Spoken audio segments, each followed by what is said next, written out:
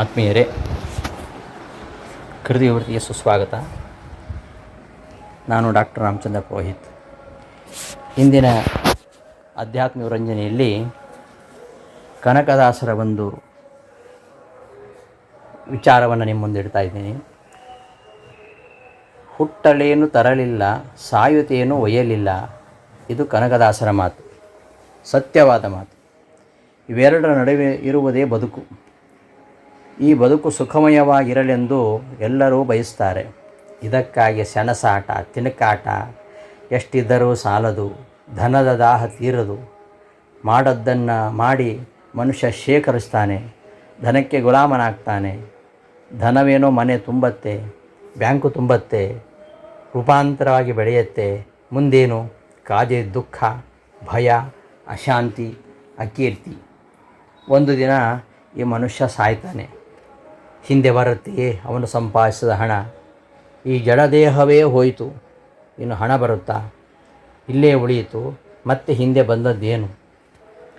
ಇನ್ನು ಜೀವನದಲ್ಲಿ ಗಳಿಸಿದ ಕೀರ್ತಿ ಅಪಕೀರ್ತಿ ಮಾತ್ರ ಹಿಂದೆ ಬರುತ್ತಂತೆ. ಹೌದು, ಅದು ಅಷ್ಟು ಸುಲಭ ಅಲ್ಲ. ಸುಖ ಬೇಕಿದ್ದಲ್ಲಿ ಕೀರ್ತಿಯ ಗಂಟು ಬೀಳಬಾರದು. ದುಃಖ ಬಯಸದವನು ಅಪಕೀರ್ತಿಗೆ ಅಂಜಬಾರದು. ಕೀರ್ತಿಗಾಗಿ ಸ್ವಾರ್ಥಿಯಾದ ಮನುಷ್ಯ, ಅಪಕೀರ್ತಿ ಅಂತ ಅವ ಉಪಕರಿಸದೇ ಇರತಕ್ಕಂಥವನು ಅವ ಮೂರ್ಖನೇ ಸರಿ. ಬಯಸದೇ ಬಂದ ಕೀರ್ತಿ, ತಪ್ಪಿಗಾಗಿ ಬಂದ ಅಪಕೀರ್ತಿ, ಇವೆರಡೇ ಶಾಶ್ವತ. ಅಶಾಶ್ವತ ದೇಹ ಬಿದ್ದರೂ ಉಳಿಯುವುದು ಈ ಕೀರ್ತಿ ಅಪಕೀರ್ತಿಗಳೇ. ಪಾಪ ಬಯಸದೆ ಪುಣ್ಯ ಬಯಸ್ತಕ್ಕಂತಹ ಮನುಷ್ಯ ಕೀರ್ತಿ ಅಪಕೀರ್ತಿಗಳ ಮರ್ಮವನ್ನು ತಿಳಿದುಕೊಳ್ಬೇಕು. ಧನದಿಂದ ಯಾವತ್ತೂ ಸುಖ ಸಿಗುವುದಿಲ್ಲ, ದಾರಿದ್ರ್ಯ ನೀಗುವುದಿಲ್ಲ. ಧನದ ಲಾಲಸೆ ಕೀರ್ತಿ ನಾಶನ, ಅದು ಅಪಕೀರ್ತಿ ವರ್ಧನ. ಇದ್ದಾಗ ಮಾತ್ರವಾಗಿರದೆ ಹೋದ ಮೇಲೂ ಕೂಡ ಅಷ್ಟೇ. ಅದಕ್ಕೆ ದಾಸರಂದರು, ಅಂಥವನ ಹೆಸರಿಗೆ ಅಂಟಿಕೊಳ್ಳುವುದು ಕೀರ್ತಿ ಅಪಕೀರ್ತಿ ಎರಡೇ ಅಂತ.